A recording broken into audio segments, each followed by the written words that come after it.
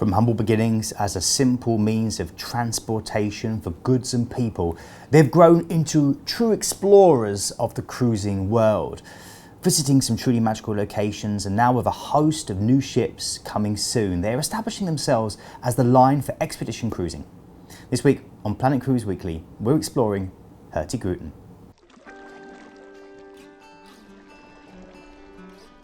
Well, hello and welcome to episode 78 of Planet Cruise Weekly. I'm Keith, ex-cruise director, general pain in the butt to most people here at Planet Cruise, I think you'd probably say.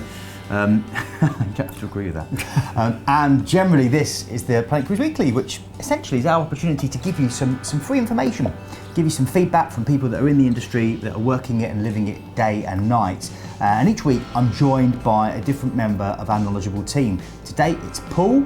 And Paul, I know you're a big fan of Hurtigruten, which is today's chosen subject. I am. I'm really looking forward to this. It's the expedition and adventure idea. I love it. Nature, wildlife, snow. Yeah, wonderful combination. And definitely, out of all the cruise brands there are in the world, Hurtigruten are one of the most authentic because they still exist to provide the service that they originally started doing, which is, in a sense, you know, a taxi service for locals around Norway. That still happens, which is incredible. So let's have a little look, first of all, at the background of Hurtigruten. Hurtigruten, which means fast route in Norwegian, began life in 1893 as a scheduled means of transportation between cities, towns and islands along a 1,500-mile coastline between Bergen in the south and Kirkenes some 240 miles above the Arctic Circle. Which is right next to Russia. Yeah, who'd have thought that? Now, this service still operates daily throughout the year, operating both northbound and southbound itineraries. And you know what, there's a wonderful sense of authenticity when you do cruise and travel with Hurtigruten, and you're experiencing it with Norwegian people, with Norwegian captains going on these routes that have been sailed for hundreds of years. Part of this transportation for local Norwegians is that the ships carry freight and vehicles, as well as passengers, and time in port varies, ranging from half hour or less in some small towns to a few hours in major population centres. The northbound and southbound itineraries are not identical, so a port visited during the night on the northbound route might be visited more conveniently during the day going southbound. However, despite sticking close to their original routes, Hurtigruten aren't limited to just the Norwegian coast anymore, and now also sail to areas such as Iceland, Greenland and Antarctica. Okay, so let's take a look at the ships currently in the Hurtigruten fleet. And we should start by saying that if you're looking for surf simulators, 4D cinemas, climbing walls, and a massive Broadway-style show, then you're looking at the wrong cruise line. If, on the other hand, you're looking for somewhere comfortable to lay your head after a day of exploring quaint villages and fascinating towns and towering mountainous landscapes, then this will be perfect for you. Yes, the Arctic Circle crossing ceremony can be a rousing show for those chosen by King Neptune as victims or maybe spectators. But you know what? In Hurtigruten's own words, Mother Nature provides the entertainment, and interaction with fellow travellers and the spectacular scenery are the main draws. Hurtigruten really maximises this connection to destinations that you visit through an extensive programme of tours, some geared to the seasons, which include city walking tours, museum and church visits, birding, dog sledding, kayaking, cultural tours in Lapland, and half-day trips to the North Cape. And that's only the stuff that's specific to the Norwegian cruises. There's a whole host of other things that are specific to their wider itineraries. None of the ships are the huge tower blocks that mainstream lines rely on.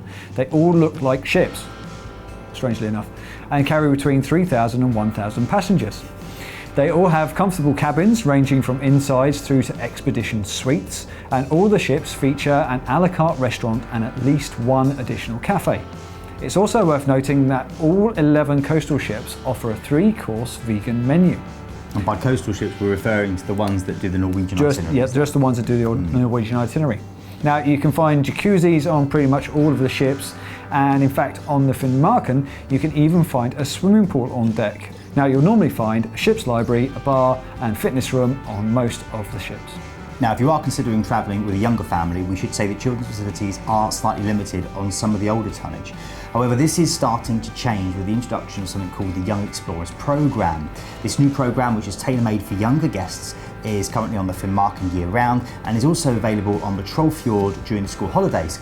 The programme is aimed at children aged 7 to 13 and is designed to entertain and inspire the next generation of explorers. The children take part in daily activities, environmental actions and excursions such as beach cleanups, which I think is absolutely fantastic and very different to the majority of cruise ship entertainment of the mainstream lines. All of the activities which are offered will be in English and Scandinavian languages, and if there's space, then parents can join in with their kids too. It's nice that kids are being encouraged to clean up mess rather than make it for once. Very true, yeah. Now, the atmosphere on board is casual, as these ships are on a mission to transport freight and travelling locals, in addition to the international mix of passengers making a cruise out of it. Norwegian paintings and sculpture attractively decorate the entire fleet, and most of the all-Norwegian crew speak English, many fluently. Plus, tipping is optional.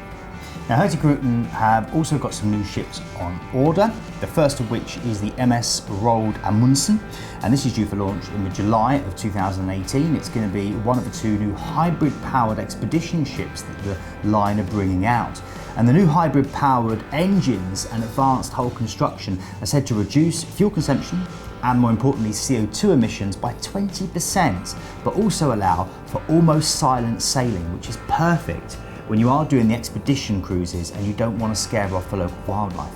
So next up, we're going to have a look at some of the destinations that Hurtigruten actually visit and some of the excursions and expedition options are available. And first up, we have Norway. Indeed. Now, we said it before, and we're going to say it again, because I was down. But you know what, the destinations really are the main showstoppers when it comes to cruising with Hurtigruten. And the most famous of the cruises they do is pretty much the same one that started them on their journey. And this is, of course, the route from Bergen to Kirkenes. And you can choose from 6 to 12-day journeys. Now, along this magnificent route, you're going to stop in places like Alesund, Trondheim, Brønnøysund, Bodø, Tromsø, Hammerfest and Honningsvåg. And the one thing that you can be guaranteed about this route is that the scenery is absolutely breathtaking. You can get up close and personal with that scenery via one of many walking and hiking tours. But it isn't just scenery you'll see on your travels, as there are walking tours of fishing villages, towns and cities as well. If you're feeling a bit more adventurous, you could always take a bike or a kayak out, or for the less athletic, how about a tour on a rib? Now, for that real Norwegian experience though, we would suggest either taking a snowmobile trip, or if you want to go more au naturel, why don't you try hopping on board one of these fantastic husky sleds, which really is a wonderful, authentic experience. Now, for some of you that love learning about the destination you're sailing through, many of the ships will have expedition teams on board, and they give lectures and talks about the local area, along with generally being around over dinner for questions. Next up, we have the Svalbard archipelago, and this is a remote and mysterious area that sits between Norway and the North Pole. Spitsbergen is the largest of the islands here, and it's a place forged by ice, wind and the sea. You'll find yourself cruising into spectacular fjords, past amazing icebergs, and keep your eyes peeled as well for some very special wildlife, including the king of the Arctic, the polar bear. And once again, Svalbard is the perfect place to get out in a kayak or a rib to experience the beauty of the area from a more personal point of view. The main attraction here though is the area you're cruising through, as pretty much every stop is a different nature reserve. In fact, if you're very lucky and the ice conditions permit, you'll sail past Moffen, a known haul-out for walrus. Hurtigruten also offer cruises to Greenland and to Iceland. Greenland is another place with some fairly serious walking opportunities, including the Two Fjords walk and the walk around the Erik the Red settlement. So get a chance to explore his home and see where Erik and his Norsemen lived. Another opportunity not to miss is the chance to visit the abandoned settlement of Asakwatak. I think that's right. And learn about its history and culture. And while you're there, you may even see a whale or two if you're very, very lucky. The Greenland Arctic wilderness really does offer some of the world's most spectacular scenery, and you'll sail through a landscape rich in culture, history and wildlife. You could find yourself standing on the edge of a gigantic inland ice sheet, or mixing with the fascinating locals and learning about the Inuit hunting culture. If you visit Dundas, you'll see a settlement where there's evidence that it's been there for nearly 900 years. Now, if all of this getting out and about is too much for you, then you could always spend the whole night on deck under the stars. Now, you do get a sleeping bag and an unlimited supply of hot chocolate, but I'm not sure you'd find me out there regardless of how beautiful the stars are. No, I'd love to give it a go. No, too chilly. No. Too cold. Depends who you cuddled up with. Now, the thing to do in Iceland has to be visit the geothermal landscape, as Iceland is a land of volcanoes. Yes, you can visit the Blue Lagoon, you can have a bit of a dip, or maybe head out and find some of the multicoloured pools of boiling mud and sit there while it pops continuously and while there's these jets of steam that escape from below the earth. Now, normally this sort of tour will include a trip through the Reykjanes volcanic plateau, where you can also see the lava fields. Now we're going to defrost just for a minute, and if you're looking for something a little warmer, then Hurtigruten also offer a limited number of Central America expedition cruises, sailing out of Miami, visiting areas like Cozumel and Belize, as well as other locations in Costa Rica and Panama. You'll find everything from incredible sandy beaches through to vast rainforests on these trips, and they also offer South America cruising as well, with stops in Ecuador, Peru and Chile, all of which take full advantage of local nature and man-made sites for some truly memorable trips. Now, this is one of my favourite parts of the world, and a must if you are here, particularly near Belize, is to take a trip to what's known as the Blue Hole. For those of you who don't know, this is a huge sinkhole that's opened up at the Lighthouse Reef, and it really is stunning to behold. The whole area is teeming with marine life, and you can actually snorkel the Blue Hole with a professional guide who can help you all the way. The other thing we would recommend in this area is the Crystal Cave and zipline exploration. Here you'll zipline, river tube and explore ancient Mayan forest hunting grounds and one of their sacred crystal caves. It's definitely worth a look. Of course, as you move further into South America, the more ancient ruins and history you start to find. For example, in Lima, you can do a city tour followed by the Gold Museum, where over 2,000 pieces of gold, silver and brass belonging to the Mexica, Chimu and Inca cultures are displayed. If history isn't your thing, then there are plenty of nature and wildlife opportunities too. You could take a jeep safari out through the sugarcane fields to the Primavera waterfall, where if you're brave enough, you can go and stand under it. You might want to take a swimsuit with you.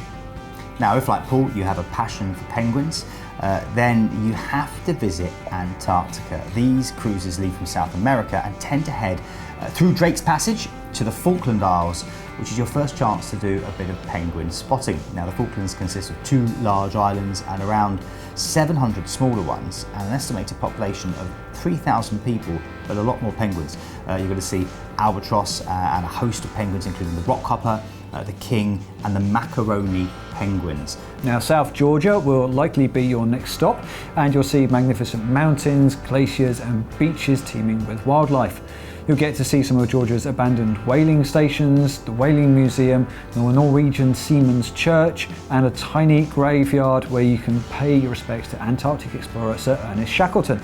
The main draw in this area though is the wildlife, and you'll see elephant seals and their furry pups lounging around the beach, as well as king penguins in their thousands.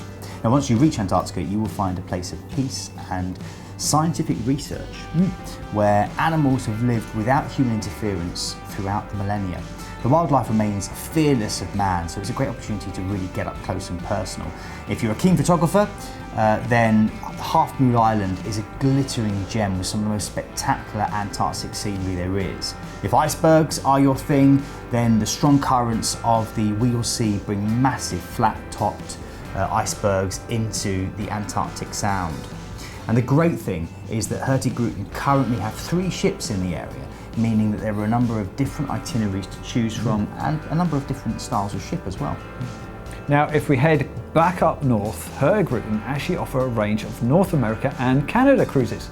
Now, you can sail up from Miami via places like Charleston, New York, Newport, Boston and Halifax, and then go on through to Canada.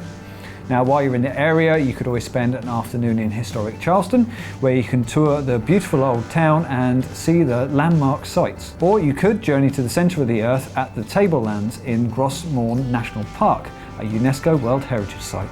And that is a truly amazing part of the world to cruise. I did a lot of that on board Queen Mary too. Best to go around what the Americans call the fall, or what we call autumn, when it just turns into a sea of reds and yellows, and such a beautiful part of the world. Now, there is also some northern Canadian itineraries where Hurtigruten sells something called the Northwest Passage, and these either start or end in Greenland, or you can sail from Canada and back across to Iceland. So lots of different opportunities and itineraries for you. I hope that's opened up some of the world of Hurtigruten. If you want more information, click the link. It will take you through to our website and also give you an opportunity to speak to our team. You can phone them, you can email them, but basically they're destination experts and they would love to give you more information if you did have any questions regards Hurtigruten or cruising in general. Now, if people want to get in touch and they want to ask questions, they want to find out answers, Paul, how do they do it? It's really easy. Now you can email us at hello@planetcruise.co.uk. Now don't forget to like us on Facebook or follow us on Twitter, and of course you can subscribe to us on YouTube for all the latest updates on all the latest videos, and of course comment on this video below as well. Big thank you to all the people that have been in touch throughout the past week. The selection of those include Vlad, who commented on our Regent Seven Seas World Cruise video. And he said, very beautiful, I'm impressed. So glad to see that, Vlad.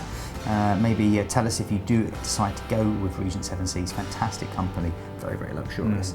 And also we had a lovely comment from Steve George about the celebrity deal on Facebook that we posted last week, basically saying, I've already booked it. Thank you, Jackie at Planet Cruise, one of our team, of course, who are always here to help. So thanks for getting in touch. Don't forget that your comments do shape what we produce on this particular programme. Thanks for watching from myself and Paul. We'll see you again soon. Have a great week.